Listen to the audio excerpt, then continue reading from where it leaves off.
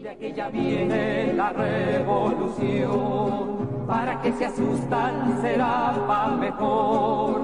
Es el pueblo entero el que ya está gritando, ¡viva la revolución!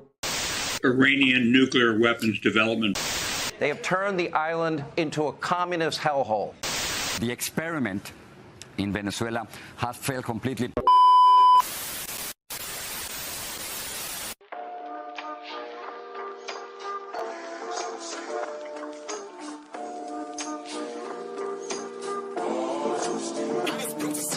La bestialidad imperialista.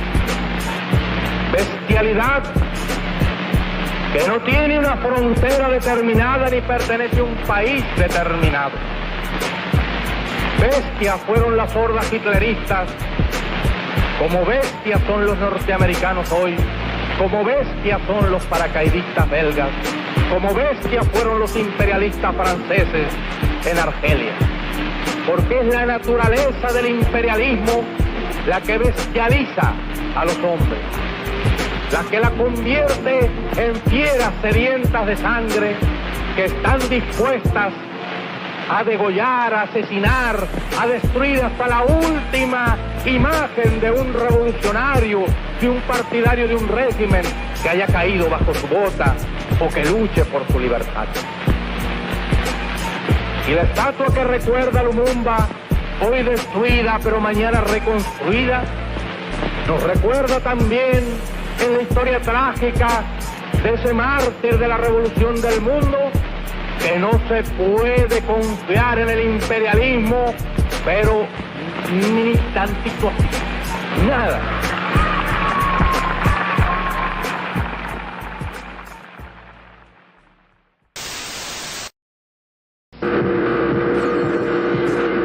This is the story of a 30-year search by U.S. intelligence agencies to perfect mind control. Some of those engaged in that search have agreed to talk about it for the first time. One said, "I think every last one of us felt sorry to attempt this kind of thing. We knew we were crossing the line."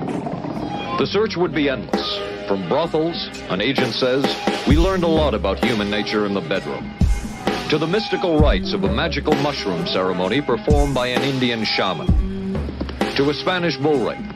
The bull has had electrodes implanted in the brain and is controlled by a scientist. There would be victims.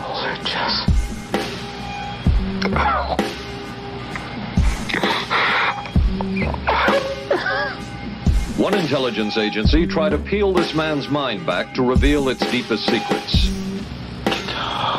I'll live through it. This man worked on some of these programs. He would write of his work, "It was fun, fun, fun." This is the story of the search for mind control. The buildings behind me were the headquarters for the World War II Office of Strategic Services. It was here that the first halting steps toward mind control began. The shaper and molder of OSS was General Wild Bill Donovan. He said of his group's work, "We may have made mistakes, but we were not afraid to try things that were never done before." In this anything-goes atmosphere, Donovan appointed this man, Stanley Lovell, a Boston industrialist, to break new ground in many scientific and technical fields. Donovan called Lovell his Dr. Moriarty, after the fiendish professor in Sherlock Holmes. Lovell liked the name and posed for this Saturday Evening Post photo. He later wrote of his OSS job that it was, quote, "to stimulate the pecked bad boy beneath the surface of every American scientist and to say to him, throw all of your normal law-abiding concepts out of the window. Here's a chance to raise merry hell." It was in this atmosphere that the search for mind control began. This bizarre man would be an active participant in that search over the next 2 decades. His name is George White, an OSS captain who had formerly been with the Bureau of Narcotics. In his diary, seen here publicly for the first time, White left a legacy of the darker side of American intelligence work. He received his early OSS training at the British-run school at Oshawa, Canada, the same school where Ian Fleming, the creator of James Bond, was trained. White referred to the school in his diaries as the Oshawa School of Mayhem and Murder.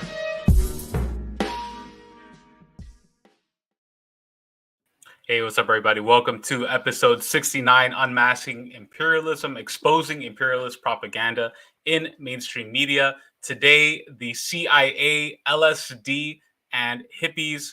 We're going to talk about how the U.S. government has appropriated drugs as weapons against progressive, left-wing, and anti-imperialist movements. We're going to talk about the roots and the purpose of Project MKUltra, an illegal human experimentation program carried out by the Central Intelligence Agency of the U.S. We're going to discuss how key moments in hippie history like Woodstock and the Summer of Love were carefully coordinated by U.S. intelligence and how they were used to control the minds of the masses during the 1960s and 70s and even up to today. And joining me today is one of my favorite authors, John Potash, the author of Drugs as Weapons Against Us, a book that I've referenced a lot on the stream. I have the copy right here. The CIA's murderous targeting of SDS, Panthers, Hendrix, Lennon, Cobain, Tupac, and other activists. John is also the author of The FBI War on Tupac Shakur, the state repression of Black leaders from the Civil Rights era to the 1990s. John has been featured on C-SPAN's American History TV, A&E, the Reelz Channel, the Real News Network, and RT. He's also been featured on hundreds of radio programs in the US, England, and New Zealand. Please make sure to check out John's books and DVDs, johnpotash.com. The link is in the description. How's it going, John? Thank you so much for joining me on the show today. Thanks for having me on, Ramiro. I love that intro. Hearing Che Guevara for so long was excellent. Seeing all those great faces of all those great leaders was great. That film was the biggest mainstream revelation that they've ever had, on any kind of mainstream site before. But not many people know about that, documentary that was shown briefly on TV and then never again. But I had to show, some clips of that in my film based on this book too, Drugs as Weapons Against Us, with the shorter title, the CIA War on Musicians and Activists. But thanks for having me on. Thank you so much. I appreciate it. And I have to say, your book has helped me to stay off the course of drugs and maintain a clean and sober life. I was somebody in the past who has dabbled, so to speak, in certain things. And I equated when I was first getting radicalized and getting into left-wing politics, my first introduction, as for many young people, is the hippie movement, the so-called counterculture, Woodstock. And after reading your book, I came to see how so much of that was synthetic, how it was fabricated. It was in many ways promoted by the CIA in a way to subvert revolutionary organizations by using the material carnal desires and needs of people and alienation and subverting that. And this book, hands down, is definitely one of my favorites of all time.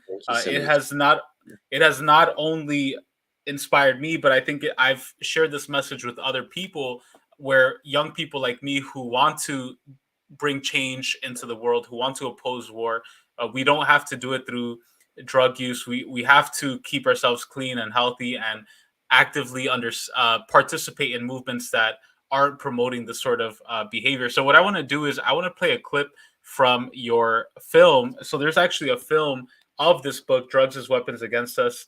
I'm going to play a trailer of the film. I'm going to read a quick excerpt, and then we'll get talking about the roots of LSD and the hippie movement and how the CIA has been able to weaponize it against our movements.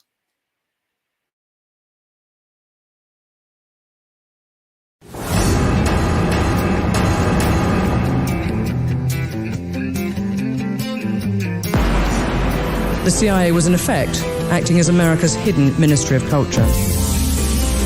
While this document shows the CIA was working on the use of LSD and other drugs for unconventional warfare, evidence supports that the battlefield would include whoever opposed their racist pro-war agenda. Flying in arms to our allies, flying back out with the heroin. The first target being U.S. GIs during the Vietnam War, the second target being the United States itself. Infiltration of cocaine into the Black Panther Party, its leadership, Huey P. Newton being the main target. The head of the DEA at the time, Robert Bonner, said that a ton of pure cocaine worth hundreds of millions of dollars had been smuggled into the United States. He blamed the CIA. And we know the FBI had a 300-page file on Lennon. Much of it remains classified for national security reasons.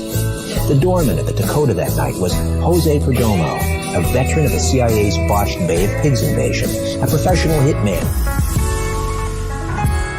I cannot think of a case in which I have had someone inject himself with a large amount of heroin and then proceed to kill himself. It just doesn't make sense.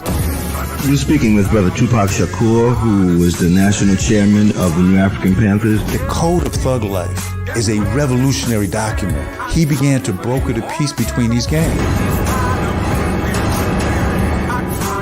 Raised in the ghetto off league of means, fight to survive, head pack for the dream. So another excellent film to check out. I actually haven't checked it out myself. I've read the book, but everybody please check out the film and, of course, get the book. I'm just going to read a quick excerpt from your book, John, and then we'll get started in discussion. This is Chapter 2, How the CIA Used LSD as a Weapon. Project MKUltra was the CIA's umbrella name for at least several projects that used psychedelic drugs against the enemies of the American ruling oligarchy. This was revealed by Martin Lee and Bruce Schlein, who interviewed hundreds of people and read thousands of declassified government documents, books, and articles for their book, Acid Dreams, The Complete Social History of LSD, the CIA, the 60s, and Beyond. Although CIA Director Richard Helms destroyed all of the CIA's MKUltra files in 1973, he missed the financial department's files. It is those files and other source material that provided Lee, Schlein, and other researchers with information on the project. One such researcher, Professor Alfred McCoy, the author of The Politics of Heroin, later wrote about the CIA projects that led up to MKUltra. In his book, A Question of Torture, McCoy wrote that Dr. Kurt Plotner and other Nazi scientists tested mescaline on concentration camp prisoners during World War II. The New York Times wrote that the U.S. Justice Department printed a 600-page secret report in 2006 about the U.S. government's operations saving Plotner and thousands of other Nazis. And then just one last paragraph that I wanted to read. In 1938, Albert Hofmann created lysergic acid diethylamide, LSD, while working for a Swiss company, Sandoz, a subsidiary of the Nazi IG Farben cartel. The Swiss pharmaceutical industry had previously handled much of the European opium traffic. Sandoz then supplied LSD to Nazi doctor Joseph Mengele, who first experimented with it on concentration camp victims. And later on in the chapter, he goes on explaining the Nazi-U.S. connection. But I'll let John fill in the blanks for us. Tell us about the roots of LSD, who created it, and what was the role of the U.S. in appropriating it, and what use did they have in using it for domestic populations?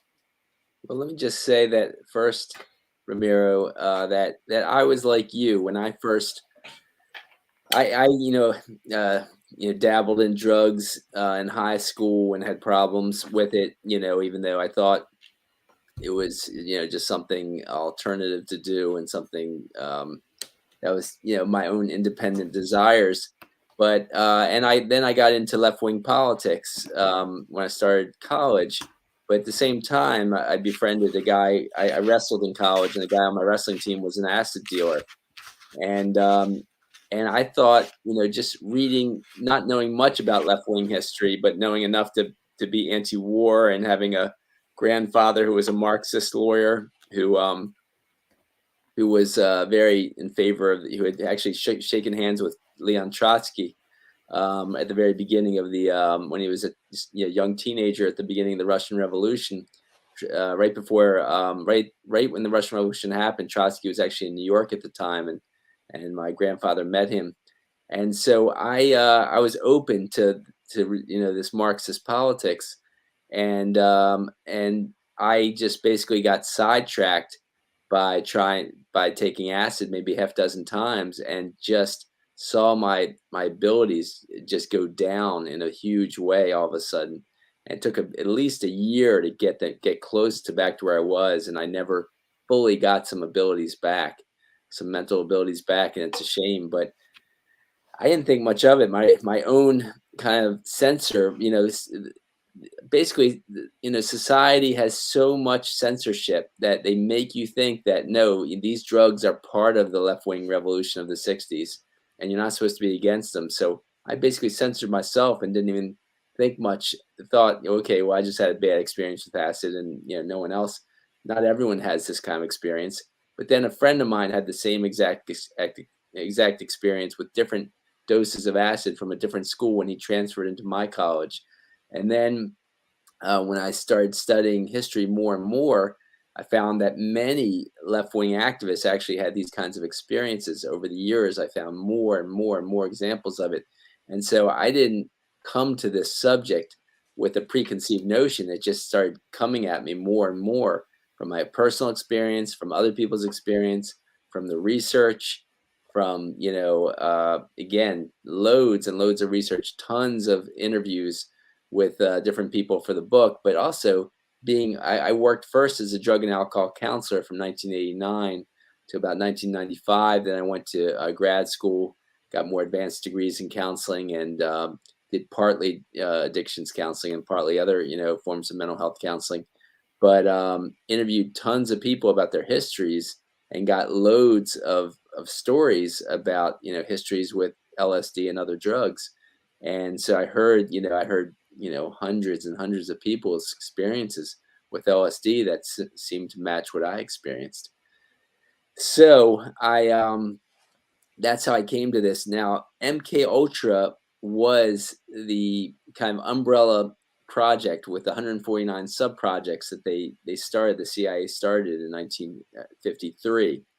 They gave refuge to loads of Nazi scientists, as you said in that reading, under Project Paperclip. And with Project Paperclip, they had all these Nazi scientists that had already been experimenting with acid and other psychedelics on concentration camp victims, and then they started testing them on people in the United States, and they proceeded to test them on dozens of jail inmates, dozens of college students who they gave lots of money to try these drugs. Timothy Leary is probably the most famous professor who got grants to doing this work, but loads of professors around the country, at dozens of schools, I say probably about 45 schools, got grants to do this kind of work, and got poor people to volunteer to get some really a lot of money back then to try try LSD and other psychedelics.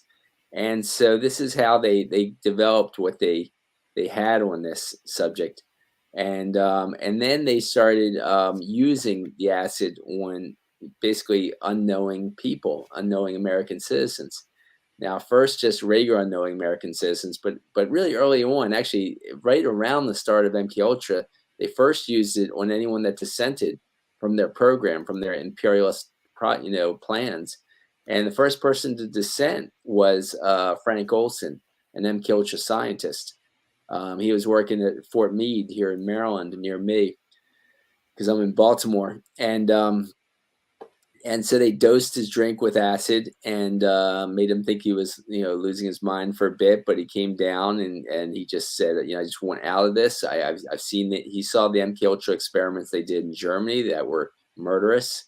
When people he saw them do all kinds of other horrendous experiments, such as kind of drop clouds of different bacteria and different chemicals on whole cities. He saw the horrendous MKUltra experiments, and he wanted out. And for that, he was thrown out a 10th floor window. He was first killed, then threw out a 10th floor window. And they tried to make it look like a suicide, but the best evidence from his family, that was just shown in a good documentary called Wormwood, was that he was killed first for leaving MKUltra early. But now Wormwood's a very long documentary. It's like about 6 parts and all that, but it is worth seeing if anyone wants to see. My film kind of talks about in a nutshell, but my film basically talks about the whole all of the drugs and weapons against us kind of characters, including Kurt Cobain, Tupac Shakur, Jimi Hendrix, John Lennon, the Rolling Stones, but also Che Guevara, how the CIA planned to dose Che Guevara and Fidel Castro with acid. And that came out in an ABC report about the way they used, drugs and hypnosis on Sirhan to get him, to assassinate, to get him to be like a patsy in the assassination of Robert F. Kennedy, and the way they used it against a number of other great activists, such as the head of MKUltra went out to help. He aided the assassination of Patrice Lumumba, the first independent leader of the Congo, and so on. So, and they still are using that. They're still doing this and targeting the Occupy movement today. And I show that in the film, the Occupy movement of the past 5-10 years, and all activist movements. I'm sure they're targeting Black Lives Matter activists. So this is just some of what they've been doing. Yeah. I remember around Occupy, that was actually around the time that I became radicalized and began learning about socialism and anti-imperialism. And I went to an Occupy rally one time in Zuccotti Park in New York. I'm originally from New York. And there was this weird guy. He seemed like a cop or a Fed or something. And he was going around asking people, he was like, do you guys want to trip out? Do you guys want to get some tabs? Like, he just kept promoting that over and over. And it just felt so unauthentic. It felt so staged. And I was very suspicious of that. One thing that, going back to some of the early history that I find really fascinating, and thank you for making the connection between the U.S. and the Nazi scientists who were brought under paperclip. One thing that I find really fascinating is that in the 60s, you have, in 1967, the Summer of Love, where they have the human being in San Francisco. You mentioned it in your book, which I thought was fascinating. And then 1969, the Summer of Love. I find it interesting that, 1969 Woodstock. And I find it interesting that at all these events, there just miraculously happen to be all these tabs of acid being passed out.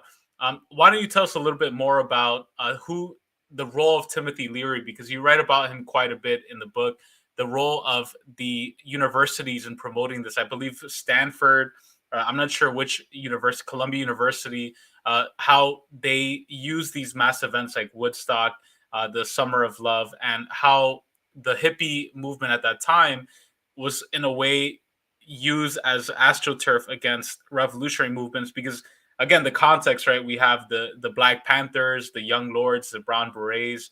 We have all these revolutionary groups defending the Vietnamese Revolution. How was this hippie movement and LSD? What role did those play in the 60s and into the 70s? Yeah, well,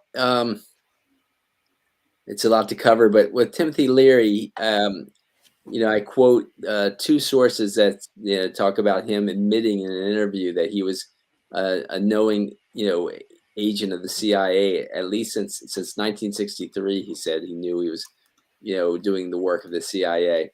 And so first he got the CIA grants before 1963. And then from 63 on, he was knowingly doing the CIA's bidding, he said. And so he basically, there was many professors like him that were just, giving acid and, first psychedelic mushrooms and acid to students to see how it would affect them. But in what they were doing besides that was inadvertently promoting acid to students around the country. Now, Timothy Leary then, in saying he knowingly was working for the CIA from 1963 on, about 1963, he was actually kicked out of Harvard. Him and his two colleagues, professors at Harvard, were kicked out. They then joined forces with these William Mellon Hitchcock and his sister Peggy Mellon Hitchcock. Now, the Mellon Hitchcock family was one of the wealthiest families in the country, if not the world. The Mellons owned Mellon Bank and Carnegie Mellon University, and the Hitchcocks owned Gulf Oil, and so they were extremely wealthy. From that family came some high-level U.S. intelligence officers. And so it was obvious what was going on when they joined forces with Leary to start a psychedelic, like international psychedelic group. And it was called something like the International Foundation for Internal Freedom, if ridiculous name. But, they had a lot of ridiculous names amongst what they were doing. So so here he was promoting acid, and the media, of course, the media is shared its boards of directors. That's a wild picture of him. But the media shared boards of directors with the defense contractors, the pharmaceutical companies, the banks, all the wealthiest multinational corporations. So, and it came out in the 1970s when they were uncovering all this stuff about MKUltra when the Senate Church Committee uncovered a lot of this. They also found out that well over 400 members of the media were leading dual lives in their work for the CIA, and so. Wow. Yeah, and so Watergate muckraker Carl Bernstein wrote an article about that he could only publish in Rolling Stone magazine, which was just an upstart new magazine at the time. And so no one else would publish him despite all his fame from Watergate and, uncovering Richard Nixon's role in Watergate and Nixon getting, resigning. They did a movie based on, Woodward and Bernstein, Carl Bernstein and Bob Woodward and all that.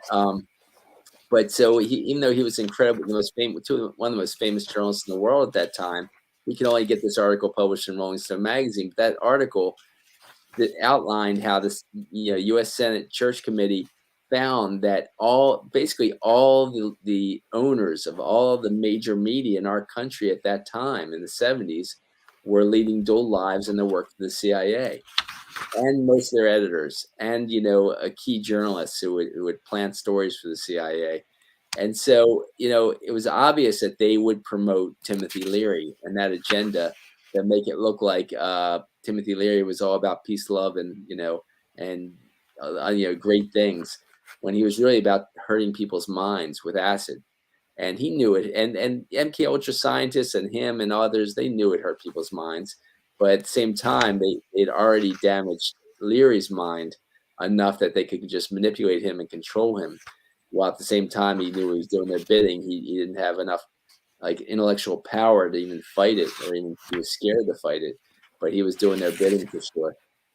And so him and some others, around the country were obviously doing the CIA's bidding. But on the West Coast, you had Ken Kesey, who was a test subject of MKUltra experiments at Stanford University that you mentioned, and he, I believe, was more manipulated and not exactly knowing what he's doing, but he was throwing psychedelic parties at his house where he was just given tons of acid from a supply that he actually stole it from the Stanford hospital where he was experimented on. They gave him a job as a janitor or an orderly. And somehow he had the keys to the acid, supply, and just took it all the time and had parties with it. And they acted like it was no big deal, like they stealing all this acid. They knew what he was doing, and they were manipulating him to do that. And so he popularized acid amongst intellectuals around Stanford. And he had written the book One Flew Over the Cuckoo's Nest, but I'm sure they gave it major promotion because of his role with the CIA. And then it was made into a movie promoting him more and psychedelic parties more. He then wrote a book, Sometimes a Great Notion, which wasn't as good, and then he could never write a decent book thereafter because his mind was completely burnt from acid. But he also started the first acid tests, and the acid tests were held. They held dozens of acid tests. They also had a psychedelic bus that they had go from the West Coast area all through the civil rights area of New York while the Freedom Summer campaign was going on. Martha King's Freedom Summer campaign was going on. And so while students were organizing to get white students to support the blacks that were trying to, register people to vote, to counter all the racism in the South, here was Kesey and his psychedelic bus coming in promoting acid to all the white and black activists trying to promote civil rights. And so that's part of what he was doing. And then when he was done that trip all through the South, he ends up going up to Harlem, New York, where they just had major riots, major civil rights riots. Now we call them race rebellions, because they were rebelling against imperialism and the police brutality in their neighborhoods. And so Harlem had a major race rebellion. And in comes King Kesey in his psychedelic bus, promoting acid to all the black activists, young blacks in Harlem. Then the bus comes back to California, and then they start the acid tests. And they start the acid tests at all the colleges and all the different hotspots all over California, including huge acid tests right in Watts neighborhood of Los Angeles, right after they had their biggest race rebellion. And so once again, this is how they do it. They're promoting acid and other drugs, speed too, and all kinds of drugs to all these neighborhoods where there's major activist uprisings. And there was when they were started to have major anti-Vietnam War rallies. Again, here was a psychedelic bus promoting acid to them all. And so it's similar to that experience of this guy saying, hey, anyone want to trip out in Zuccotti Square? Because it's the same thing Kesey was doing, same thing Leary was doing, and manipulating and getting so many others to do that same kind of stuff. Wow, that's insane. How do you respond? So I find all of this like totally insane, but also it makes sense to me knowing the history of the US. How do you have discussions with people who say this is all some conspiracy theory of you're crazy, you must be out of your mind. The US government would never do this. Have you had those interactions before, and what sort of information or sources do you point people toward when you have those conversations? Because I've shown people this book, like even this book, I've had to defend you and your work. I'm like, look at the sources. He lists everything right there. And people have been like, oh, it's conspiracy theories. Like it's crazy. Your thoughts on that? Well, that's why, the film is really helpful too. Because the film has a lot of the sources in my book saying it outright. You got CIA agent whistleblowers, and FBI whistleblowers. FBI whistleblower Wes Swearing in CIA whistleblowers such as John Stockwell and Phil Agee, talking about this, the way they did this, the way they used other drugs such as cocaine against Black Panther National founder Huey Newton, the way they used acid against the Students for Democratic Society and the Weathermen. And, it's just such a shame because you had these incredible, great minds and great leaders of the anti-war movement. And you see them, convinced, manipulated to start taking acid, and you're seeing them like lose their minds slowly but surely. For example, the brilliant Bernardine Dorn, who was a Northwestern law grad and was a lawyer and came to head the Students for Democratic Society nationally. She was convinced by some undercover agents, which I'm going to show in a new film. I'm coming out with a new film within the next about a year or two.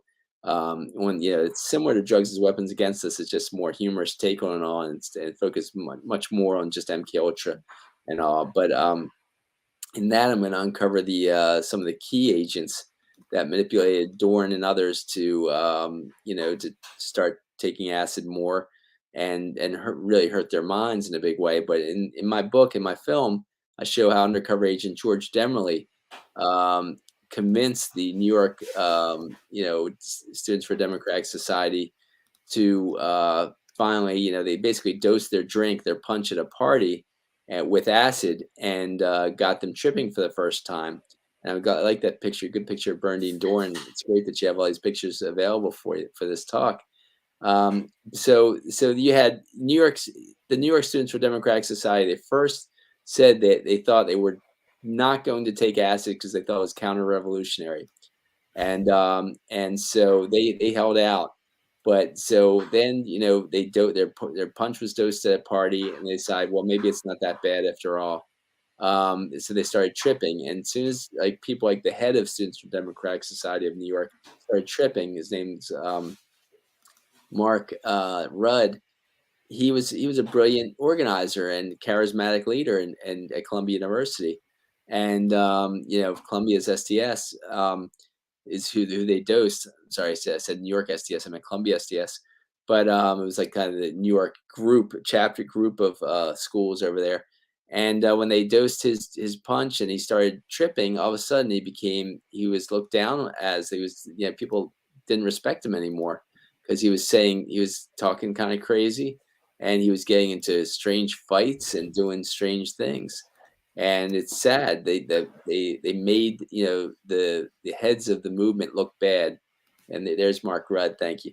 And so a lot of agents did the same thing, similar kind of activities to get Bernardine Dorn, tripping, and other leaders tripping. Some resisted, but many were manipulated to start tripping up a storm, and were just discredited basically by their own kind of less than sane actions. They just it hurts our mental abilities, hurts our emotional abilities to focus.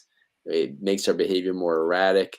And it's just the way acid affects us. So it's subtle, and that's the power of it. It's a subtle way it affects us. So we don't even know what's really happening to us as we slowly go down in emotional control, and best behavior and memory gets a little worse, and our best abilities get worse, weakened during that time when we're tripping, and even between trips, and they can last for months, if not years, these sad, hurting of our abilities. It's so crazy that you mentioned that, because I think about the U.S. drug wars in Central America. My family is from Honduras in Central America. My father's hometown is where the Contras were trained in neighboring Nicaragua. So my father, growing up, he told me a lot of the stories because he grew up, he was a youth at that time in the 80s, in particular, 1981, 1982. And there was a lot of revolutionary movements all over Central America at that time period. The Sandinista Revolution, 1979, liberated Nicaragua, and the Contras in the early 80s were being trained. And obviously, as you mentioned in the book as well, they were involved definitely in the drug trade and bringing drugs from South America to the US.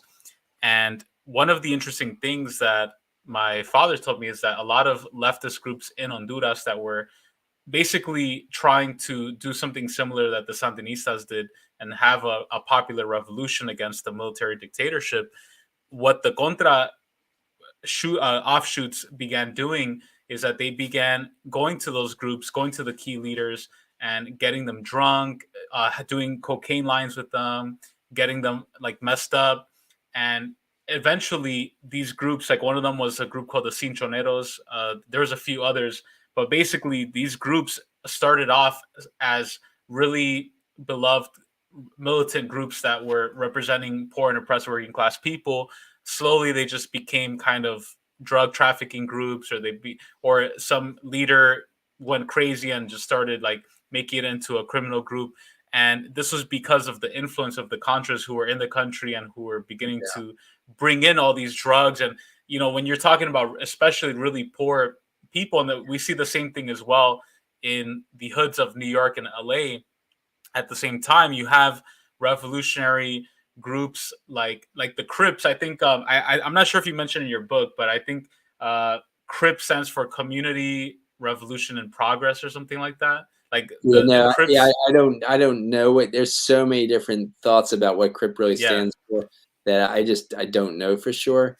But let me just say though, what you're saying is I basically in my film I show Gary Webb, and I think I mentioned in my book too that the late great journalist Gary Webb, who uncovered the whole what you're talking about with the Contras and stuff, he said on Montel Williams' talk show that basically the Contras are a CIA army. They are a CIA army against the Sandinistas. That's what they were back then, and it's just horrible that they were doing. But so being a CIA army, they're going to be trained in counter-revolutionary tactics, including MKUltra tactics. So there's no doubt what your dad told you about is CIA tactics being used against left-wing groups rising up in Honduras. And it's so sad that you get this centrist businessman who finally wins election and does some good things for Honduras, in the past 5 or 10, past 10 years. 10 years ago, I guess. Zelaya, is that his name? Yeah. And then the U.S. of course has to have a coup there. Has to sponsor a coup there to kick him out. And this is what they do. It's horrible. Our country, our CIA, and and U.S. intelligence and National Endowment for Democracy, which is an extension of the CIA, and all that crap that they're doing to the great countries of Honduras and Nicaragua. And the Sandinistas are just incredible. I mean, when I was publishing, the section on the Sandinistas in my book, Drugs as Weapons Against Us, my editor couldn't even believe what the Sandinistas did in Nicaragua, the way they educated so many people so fast to read and write. He said, it's not possible. This can't be true. And then I showed him, the world award they won for training, educating the populace so fast, and the exact rates that they said that they developed literacy. And he just was shocked. He couldn't believe that they were able to do that. So this is what they do. They take these groups like the great Sandinistas and, of course, the FMLN and other great, revolutionary groups of these countries. And it's just, they're having, low level war against them all the time. And they're using all kinds of CIA tactics, including using drugs. I mean, obviously they use cocaine against Huey Newton and the Black Panthers, the same way you're describing. They used it against those revolutionary groups of, left-wing groups of Honduras. And they also used them against the Young Lords, which was the Latino version of the Black Panthers. And this is what's happening. And so it's just the whites being the majority in this country, they had to use more kind of intricate, more subtle techniques because that's what the psychedelics were, to hurt their minds and divert them. But the people I know who support the Black Panthers told me that they got diverted into the hippie movement, and so the hippie movement was to divert anyone they possibly could, Latinos, blacks, whites, anyone, to just say free love, sex parties, drug parties. Here's some acid, join us in this free love party. And that's what they did. And it all sounds like, titillating and exciting. But, once you start losing your mind on the drugs they're giving you all the time, you regret it. It's not good stuff, and lots of activists, I'm sure, came to regret that they got diverted into that. Because I've seen some of those activists and the way they talk, and they're just not the same. They're just not as sharp. They've lost a lot from all the drugs. Yeah, I totally agree, man. I can't agree anymore. I personally, around that time when I was getting more active politically, and around the same time I started experimenting with stuff, I found myself not going to rallies anymore, not going to demonstrations anymore, just hanging back, with those bad influences and not doing anything. Or if I did go to those rallies or demonstrations, mentally I just wasn't there. And in some case, thankfully I never made a complete fool of myself or anything like that. But I can see how that happens, and it discredits the socialist movement. And one thing I found really interesting is that one of the diaries of Che Guevara, when he was in Uruguay, in a conference of Latin American countries, I found it really fascinating. One of the anecdotes, it's in his diaries, and basically they were in Montevideo, which is a beach city in Uruguay, very beautiful. There's a lot of hotels there, and basically at one time there was some delegates from right-wing countries at the time. I think it was either Venezuela or Panama that was inviting the Cuban delegates to after party after the conferences were taking place. And Che Guevara specifically ordered everybody, no after parties. We're going straight back to the hotel because that's how they're going to, screw us over, right? With alcohol, with drugs, with all this other stuff. And it's so interesting, so it's just interesting to see that. And even China, after the Chinese Revolution, you have, the century of humiliation. And you talk about in your book as well, the Opium Wars, and how China was basically subjugated under opium for a century, and after the Chinese Revolution, they're not just criminalizing drugs, but helping people recover, I think provides a revolutionary progressive model for how to get out of that. And I think I would like to see something similar today in the US. I mean, we have the largest opium crisis like in modern times. We have all of these Rust Belt cities, Ohio, Wisconsin, where opium addiction is through the roof, and the Sackler family is responsible for a lot of that with painkillers. Remember, it's not just the Sacklers; it's also Johnson & Johnson, and a number of other pharmaceutical companies.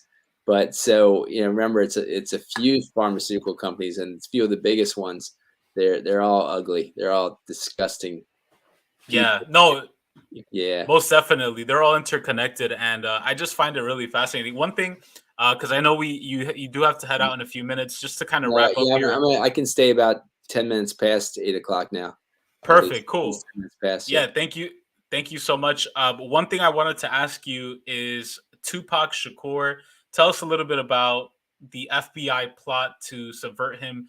The section that you have on death row is so fascinating, how the FBI informants and also about Mutulu Shakur, Dr. Mutulu Shakur, one of my favorite heroes who practiced medicine. Why don't you tell us a little bit about that? Because he's somebody that a lot of people can relate to.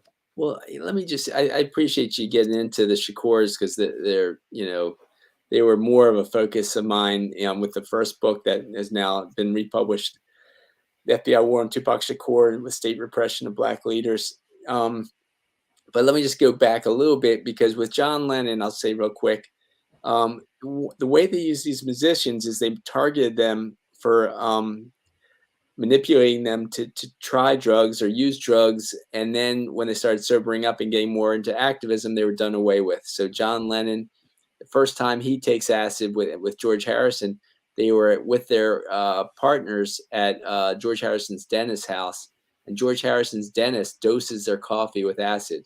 So they were tripping without realizing, like, what the hell, you dosed, you put acid in our coffee, after they already drank it.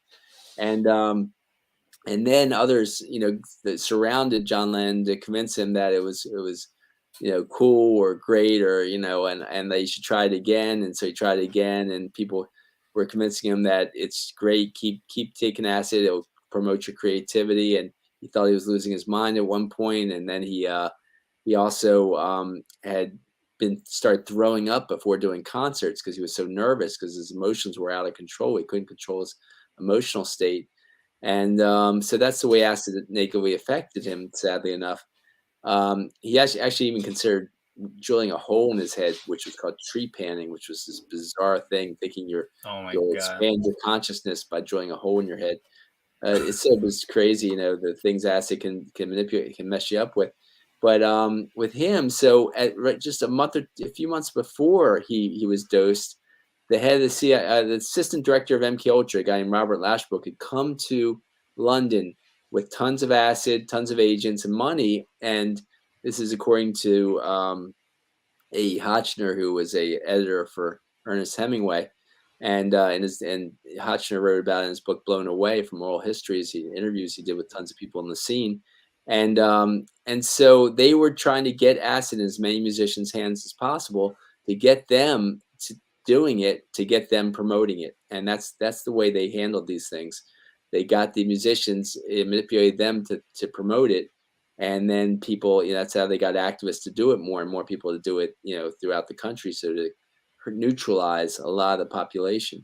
With Jimi Hendrix, the same kind of thing. But they inserted a manager into his life, Mike Jeffries, who was former MI6, which is British CIA, who, when Hendrix started getting away from acid, he gave him a super dose of acid and psychedelics in his drink right before a anti-war concert, and messed up his abilities at that concert, because he'd been getting away from psychedelics, and here he has this super psychedelic right before he's about to play, and he was really upset about it.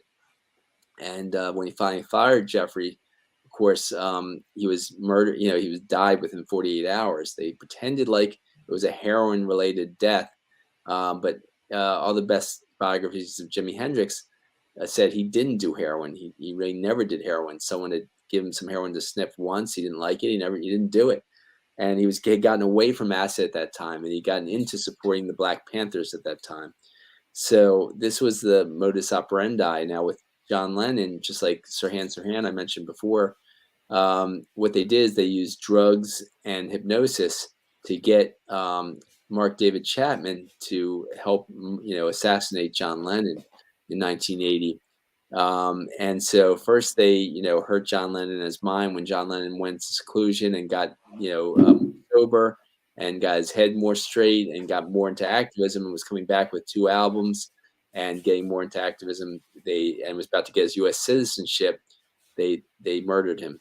And the other shooter at that scene of John Lennon's murder was a guy who was part of the Cuban anti-communist group. Okay, that was part of the Bay of Pigs, and and he was made the doorman at the Dakota apartment where John Lennon was staying at that time. So anyway, so then you get into the current situation of current with the 1990s with Kurt Cobain and Tupac Shakur. And so into Kurt Cobain's life, when Nirvana is breaking it big, comes Courtney Love. And all the best evidence is that Courtney Love was either knowingly or unknowingly doing the CIA's bidding. Her life is so bizarre. She was a heroin addict prostitute as a teenager, working for the Japanese mafia, believe it or not, in Japan and in other Asian countries. And so she was, all the best evidence is now, and a guy from the CIA said, he was an undercover agent who said, he admitted to, and sent a letter to Courtney Love's father, Hank Harrison, who told me all about it. And I verified some information that he was actually an undercover agent with the CIA when he took Courtney Love into England and helped her pass out 1,000 hits of acid and disrupt bands all over England. So it's the same thing as Robert Lashbrook did. Here she comes into Kurt Cobain's life, gets him addicted to heroin, for a bit. He gets off of heroin, he gets sober, and he's divorcing Courtney Love, and then she aids in the murder of Cobain because he's getting away from the manipulation that the CIA had set up. And then finally, you get into the great, the Tupac Shakur, and Shakur's are like one of the most incredible activist families of the last 40, 50 years. People don't understand that, and so I explain in Drugs as Weapons. Of course, I get into more detail in the book, The FBI War on Tupac Shakur. But Salyuddin Abba Shakur was a member of Marcus Garvey's group, the United Negro Improvement Association. Had a million man membership just in the Northeast alone. Then he became a close confidant of Malcolm X's, and then when the Black Panthers looked to have set up the Harlem Black Panthers and the Bronx Black Panthers, they made the leaders Lumumba Shakur of the Harlem Black Panthers and Zaid Shakur, the head of the Bronx Black Panthers, founding member of the Bronx Black Panthers, and their adopted brother Mutulu Shakur, you see here with Tupac, was starting, was helping found the Republic of New Africa, and was involved in a different type of Panther formation at that time with his father, Salyuddin Abba Shakur. And so Mutulu Shakur was a activist who was being watched from the age of 19 years old onwards, and watched regularly. And so he got a degree in acupuncture, and he started the first acupuncture clinic for detoxing addicts in the country. It was Lincoln Detox in the Bronx. And in 2007, I was actually trained there. I was trained there in use of acupuncture for addictions. But it's an incredible clinic. It's an incredible clinic that sadly closed down a few years ago. But it was a pioneering clinic that he helped spread the use of acupuncture for addictions all over the country. He was invited to China. He was so, they thought so highly of him for his work. And sadly enough, they closed the powers that be closed Lincoln Detox down temporarily for some years. Because it was also doing radical political education. So Tupac grew up under Mutulu's influence. And Tupac's mother was one-time leader of the Harlem Black Panthers because she was married to Lumumba before they divorced, and she became, was living with Mutulu. So Mutulu is Tupac's stepfather, and so Tupac actually would go to that clinic regularly and help out at that clinic at Lincoln Detox. And that's the way he was raised. He was raised on radical politics. And then when he was a teenager, at about 17 years old, he was made the youngest ever leader of the New African Panthers, which was trying to replicate the Black Panthers, and it was active in 8 to 10 cities around the country. So Tupac was already a Black activist leader before he became a known rapper. And then he got away from that activist leadership to tour with Digital Underground, and then he broke with his album Tupacalypse Now, which became a gold record, and then he had all his other platinum records, and starred in 6 films, and was doing activist work behind the scene where people misunderstand him because he was only pretending to be a gangster in order to appeal to gangs and politicize them, and that's what the Thug Life movement was. And it was part of his Black Panther extended family's plan and work to get the Bloods and Crips leaders to call peace truces and stop fighting each other and fight racism and fight imperialism. And they were that was expanding throughout California and then expanding throughout the country, so that to the point that the Young Lords convinced the Latin Kings, the largest gang in New York, who I talked to personally. I talked to King Tone, Antonio Fernandez of the Latin Kings, about his conversion to become the almighty Latin King and Queen nation, which stopped drug dealing, stopped any illegal activity, and was getting into activism based on their mentorship from Panama Alba, a former Young Lord leader of New York City. And so I interviewed both of them about their great work. Of course, they framed King Tone, and of course they assassinated Tupac because of his work. But Death Row Records was a CIA front company. Sadly enough, it was filled with dozens and dozens of police officers at all levels of the company. And a high-level police detective named Russell Poole stumbled upon this in his investigation of Biggie Smalls' murder, and he says he asked his supervisors, what are all my fellow police officers doing in Death Row Records? And they told him you could call them troubleshooters or covert agents. And so obviously what they were doing there, what Russell Poole found that Death Row was doing was trafficking drugs, trafficking guns, trying to end the Bloods and Crips peace truce, which Tupac was helping make happen around California. And so that was their goals, Death Row Records' goals, and their final goal was to help U.S. intelligence murder Tupac, which they did. And upon completing that, Suge Knight was not useful to them anymore, so they let him go to jail. He was the undercover agent at a very low level, kind of like the undercover agent that they used to assassinate Fred Hampton. If you saw that film Judas and the Black Messiah about the undercover agent that helped FBI murder Fred Hampton in his sleep. Fred Hampton was the leader of the Illinois and Chicago Black Panthers. So that's it in a nutshell. Now, I do believe, sadly enough, that they did manipulate Tupac to get high daily and drink too much. And Tupac said that he thought his brain was getting numb from too much drinking and smoking weed, and he vowed to stop it. And when he was in jail, he said, "I'm not smoking, weed or drinking as much. I'm just going to try to stay away from weed for certain." He gets out of jail on death row, and Suge Knight constantly give him weed and alcohol, to help him produce the most negative lyrics he ever produced with his second to last album. And then for his last album, he got back into the politics. He was getting away from death row. He finished his contract with them. And he said he had fights with Suge Knight saying, "I did 3 CDs, And anyway, so, with his last album, the Machiavelli 7-Day Theory, he said he had Malcolm X on there. He, with On White Man's World, he talked about a guy named Haitian Jack, knew he was working the feds.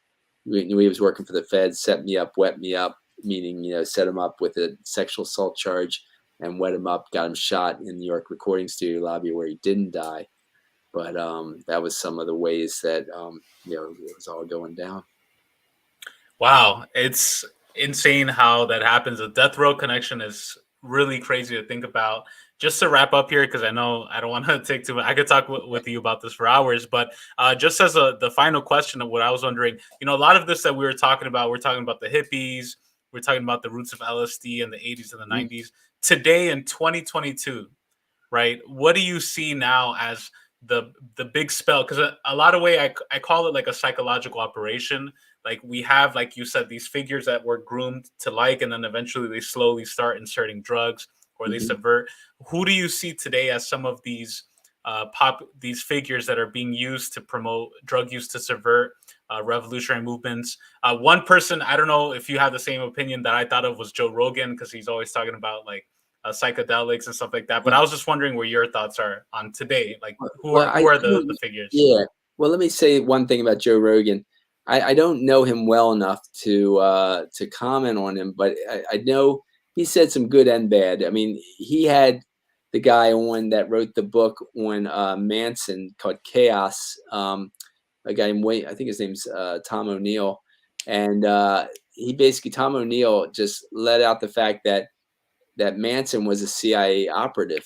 It was amazing they found that. And so he really, Joe Rogan helped him explain a lot about that book and reveal a lot. So, but in other episodes, maybe Joe Rogan's doing too much promoting of acid. I really don't know. I don't know his show well enough, except that there's one episodes with Tom O'Neill. And but I think Joe Rogan did do great stuff with having doctors on that countered the narrative about the COVID vaccines and COVID, because God knows we need some information like that to expose. They have so many operations going all the time that you need alternative voices. But nonetheless, I'll say that a number of the rappers and other musicians that are putting tattoos all over their faces and promoting drugs like crazy, ecstasy and other drugs like crazy, obviously, you can just hear it. It's ridiculous. It's obviously MKUltra stuff. They're getting all the promotion and they're promoting ecstasy and other drugs like crazy. You know it. With the Occupy movement, in my film and in my book, I talk about it. In my film, I show some of it. Someone did a film called MKOccupy, based on MKUltra, because it's obviously they were doing MKUltra operations like you just said in Secaucus Square in New York, where there are people coming in, but they focused on Minneapolis because they called it all happening in Minneapolis. The way they were getting occupiers to do drugs, and tons of occupiers trying to pull them out to do drugs and getting them to promote drugs amongst the Occupy movement. So, it's just nonstop. They have so many operations. It's hard to keep up with them all. Yeah, no, there's so many spells happening every day. And I always tell people about them, and some of my friends think I'm crazy. They're like, oh, you're looking into it too much. But I'm like, look, it's happening. Look at history and look at the way that they insert these things into our lives to control us. So, thanks. Yeah, thanks again, man. It's been a pleasure having you on again. I thank you for everybody. Please check out his book, Drugs as Weapons Against Us. The link is in the description. Right. Also, please check out the film. Please check out John's site. You guys look for it. It's free on Tubi. And you can with ads every 10 minutes or some ads. But if you want to get it without the ads, you can go to, I think you can rent it on Amazon Prime. You can rent it on Vudu, Google Play, iTunes, places like that. Okay. Thank you so much, John. You're very welcome. Thank you so much, John. It was a pleasure having you on. I hope to keep in touch with you soon. Take care, brother. We'll be in touch. Have a great day. And thank you, everybody, for watching, listening. We're going to go out to some Immortal Technique. Peace out, everybody. Take care. Great. I guess you know. Real hip hop shit. Immortal Technique. Symphony. JFM. I'm at the drug lab trying trying to figure out my next move. I gotta make this raw street hop breakthrough. This criminology rap, this slash fake crews. Like insanity that make front page news. I'm the head trauma that makes your Scarface bruise. MCs nowadays lose with balls they use. There's a war between heaven and hell, which do you choose? No matter what side homes, you gotta pay dues. My central intelligence was birthed in my residence of downtown tenements with criminal elements, man. I live my life while the wicked try ending it. My brain's more fucked up than joints with a stem in it. The weak shit, I'm dead in it. All for the cause, all be crucifying your lies. Live on a Jesus cross. We hold our own court where truth is the judge. I got hollow jurors that give out guilty verdicts in blood. One day I might die by, make my mom cry. Will this shit get worse for me? The CIA murdered me for talking in third degree, the state of emergency. These words that I live by. One day I might die by, make my mom cry. Will this shit get worse for me? The CIA murdered me for talking in third degree, the state of emergency. Still make the world panic more than gang faggots lead masses. Go beyond banging, fuck religion. Meditate with the Buddhists, I'm ramming horns with the Jewish. I'm talking saddle with moves and speak Gnostic when I walk through Jerusalem. Cleanse you, come and swell, I drill a code of suit. We've been through the stars, seen a burst named Jesus. These ain't clues, right truth ain't to wake the youth. Before they wasted talent, end up locked in the chute. Come on, I'm culminating when I'm in the meridian. Illumination, fuck being an idiot. A master mason when I'm building my pyramid. Medicine man, blowing up the schools of Americans. A legend, go tell a friend. Determination to leave my fam and war across though we kill a minute man. I'm living paranoid, I think it's the end. July 10th, the earth wept when I took my first breath. I live by, one day I might die by.